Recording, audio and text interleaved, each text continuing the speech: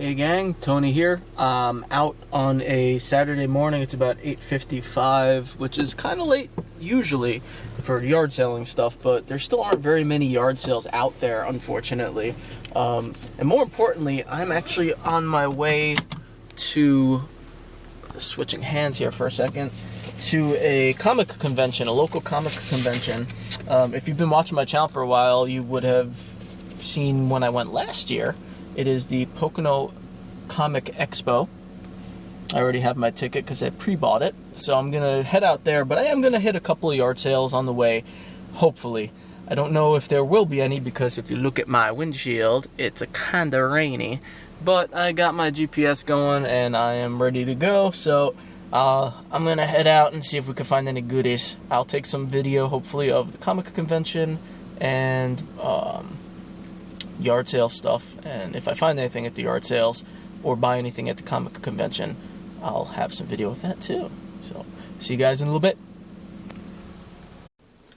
Well, first stop looks like a no-go. I don't know if you guys could see behind me or not, but everything is covered up and there's no one here, and there wasn't even a sign out. I pulled in anyway because I had the address from the web, so I'm not gonna get out and start rummaging through their stuff when no one's out here, so I'm just gonna go on to the next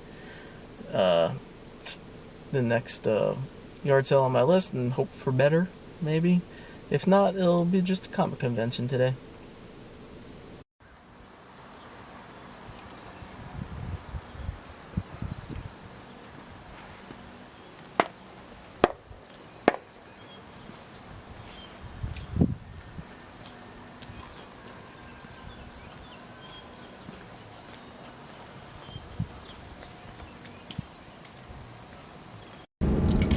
Hey gang, Tony here again. It is 8:47 on a Sunday, and I am going back out because if you didn't get it from the rest of the video thus far, the yard sales this weekend have been utter crap. I haven't really been to any. I hit one yard sale on Friday that I don't believe I talked about on camera at all because I didn't get anything. It was a pretty large yard sale, actually. Just didn't have anything good, or at least anything that I wanted or needed. So that was a bust. That was the only sale I hit Friday. Yesterday was just awful. You saw some of the video, and I'm sure I mentioned it. I can't remember specifically, but basically, out of the 3 yard sales that I had looked up, none of them were there, and there were no other signs as I was driving around. So that was crappy. After that, I went to the Comic-Con, and I have some video of that. I'll talk about that in a little bit, or later. Something's going on here. I don't know if this is a yard sale or not. It kind of looks like something. You know what it is? You know what it is that I couldn't figure out? It's church. People are going to church, and I'm like, ooh, yard sale? I forgot it's Sunday. But yeah, people are just going to church, and I am a heathen, so I obviously couldn't figure that out for myself. So that was another bust. Where I'm going right now happens to be the yard sale that's on the beginning of the video from yesterday, where I stopped. Actually, I don't remember. Yeah, I took video there. Where I stopped, and there was all the stuff there, but it was all covered, and it was kind of rainy, and it looked like they weren't going to set it up for the day. Now, today's nicer. It's a little cold, but there's no rain, and I'm hoping that they set up. I'm taking it. It's right down the road, so I'm taking a drive with the hopes that they decided to actually open up today, and furthermore that there's actually something good for me to buy. I am not sure if they ever opened up yesterday because I never went back yesterday, so they either didn't do it yesterday at all, or they opened late after the rain stopped. And if they did something like that and they had anything good and people stopped, maybe I missed something, who knows. could drive myself insane all day thinking about this stuff. What? What's going on?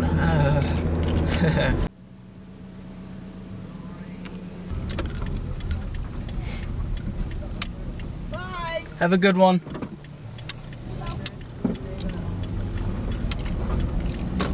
Alright, well, that was a long time to spend at a yard sale.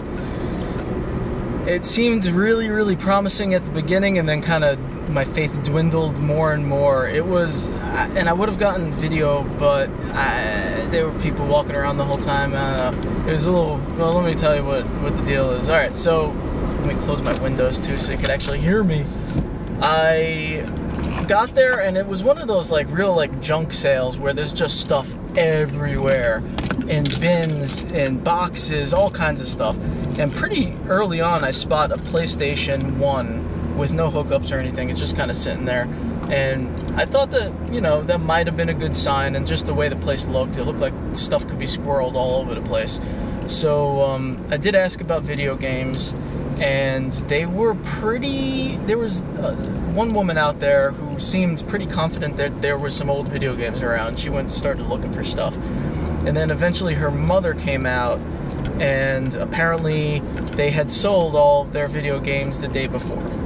So pretty much exactly what I was worried about happened. Yesterday, after the rain stopped, they opened the sale, and someone arrived and asked for video games and got whatever they had,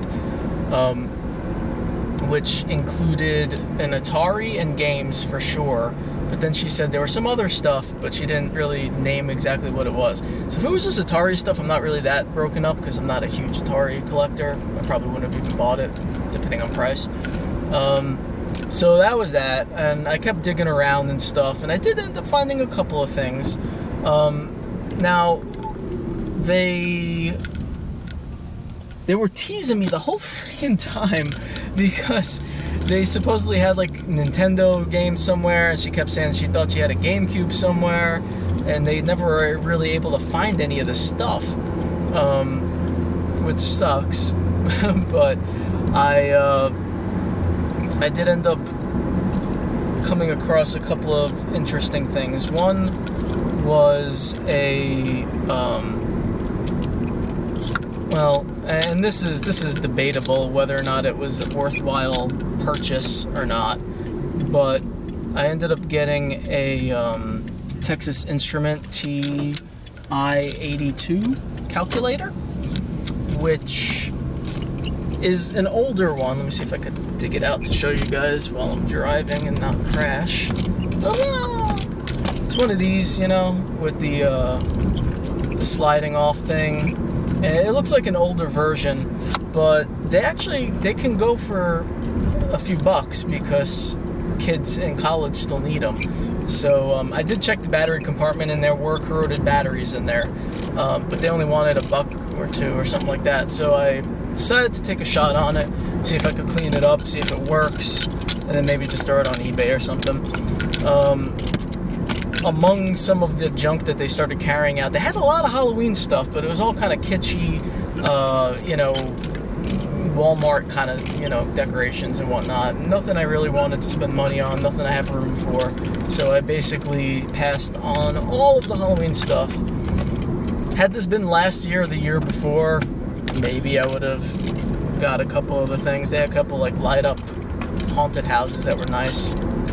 But amongst all the other junk, they happened to trot this little guy out, and all my fellow 80s kids probably know what this is upon first glance, and that is it's a little monster from the Ghostbusters, the real Ghostbusters line of toys. Now, there should be like a ball, I believe, that goes in its mouth that pops out when you squeeze it, so it's not complete, and I'm sure it's not worth much of anything in the condition by itself, missing a piece, but I don't care. I just bought it for me because I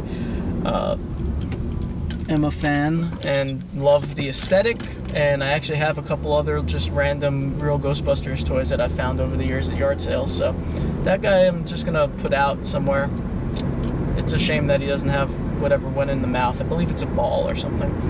And then otherwise, I was digging through some DVDs, and they had a couple of GameCube games mixed in with the DVDs.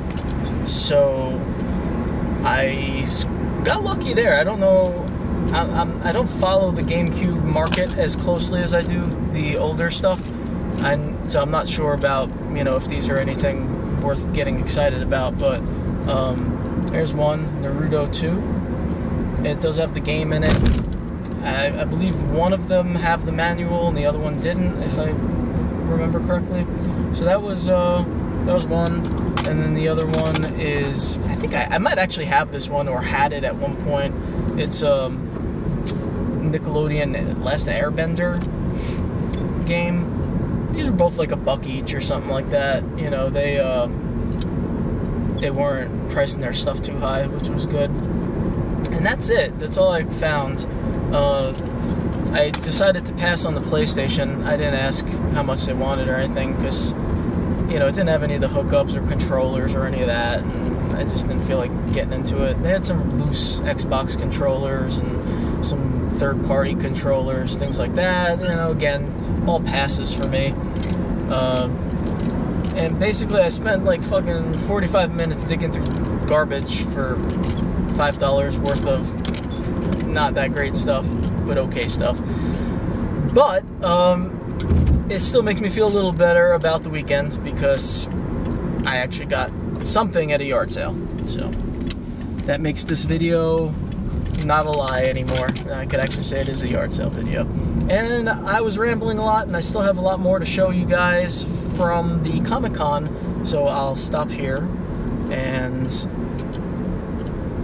finish making this video when I get home. Alright, everybody. See you in a second.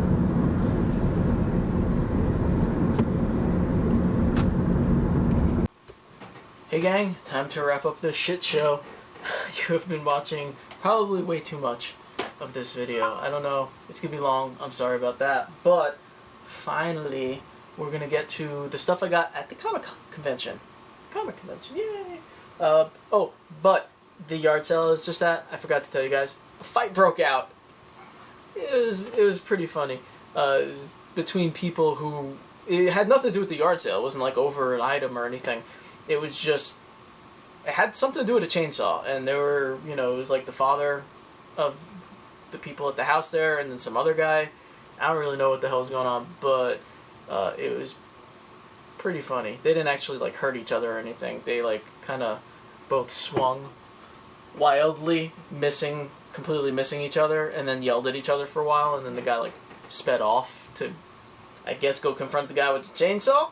I don't know, real Texas Chainsaw Massacre stuff going on. So that was the highlight of that yard sale. The Texas Instrument TI-82 calculator, only worth like $10-15 because it's a pretty old one. It does work though. Yeah. The video games I got, you know, between $4 and $8, and that little Ghostbuster thing I didn't even bother looking up. I spent $5 altogether on everything. So, like I said, not a huge score or anything like that, just some random stuff. The convention, once again, I think I showed you guys the badge for the Pocono Comic Convention, or Expo, I think they call it. Pocono Comic Expo. Pretty cool. It was not very highly attended, at least it didn't seem to be. I don't know if that was because this year it was split up into 3 or 4 different rooms, and last year it was like in one room basically, but it didn't seem as, it didn't seem as populated as attended. But it was fun anyway. I hung out for hours. There was actually a horror panel about writing for the screen. Interestingly enough, I'm not really sure why it had to do with movies and not comics, but they had David Lee Madison there and the helicopter zombie from Dawn of the Dead. And I'm sorry, I forget his name. And they were actually really engaging and funny, and the panel was great. You know, they talked a little about writing for horror. And I ended up, I was on the fence about this one because I had spent a lot of money, and I didn't really want to spend more money, but I ended up buying the DVD that was written and directed by David Lee Madison. I believe he wrote it as well. I know he directed it. Yeah, written and directed. It's Mr. Hush. It was $15, which is why I was on the fence a little bit. He signed it for me over there. I was aware of this movie, actually, because Jessica Cameron is in it, and she is an actress that I actually had the opportunity to kind of engage in Q&A during a horror hangout a while back. So, and that was for her movie Truth or Dare. So it's kind of cool to see another movie with Jessica Cameron in it. It was neat to meet the writer and director and get signed DVD. So that was cool. That was one of, and I was excited that there was horror stuff at a comic convention. So I mean, right there, I was pretty excited. So I got that, and then I dug through. Let's see. Oh, right. There's the program. It was, again, there's the, Jim Crute. That's the helicopter zombie.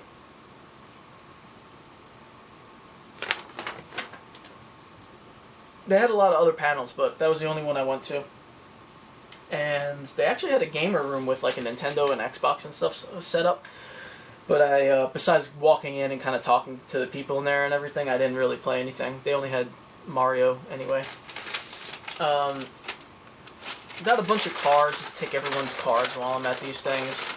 And I got a comic book called Iron Horse Industrial Fantasy number 2. I got that signed. And that was kind of cool because I actually got the first one last year at the Comic Expo. The same guy was there with his comics, and I bought the first issue and I liked it.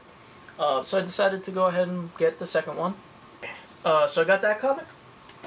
And then over at the Dragon's Lair booth, that is a comic store in Newton, New Jersey, Dragon's Lair. They had a ton of video games, but they were all retail price, so I wasn't buying anything there for video games anyway. But they did have a really good deal on comics, essentially 50 cents each. So I got a little stack of comics. I got a issue 1 of Hack Slash, which I was pretty excited to find because I know of Hack Slash, but haven't read any of them because there were a lot of like spin-offs and stuff. Not spin-offs, whatever, I don't know. Then I got another Hack Slash. This is Hack Slash trailers. So that is just previews of some of the other Hack Slash comics. And I got issue 1 of Dark Gods.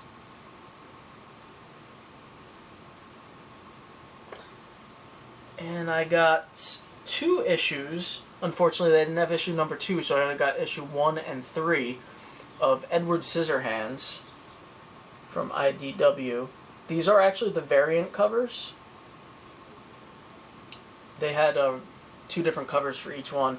I wish they had number 2, but they didn't, so I may have to try to seek that out if possible. I'm not sure how easy that's going to be.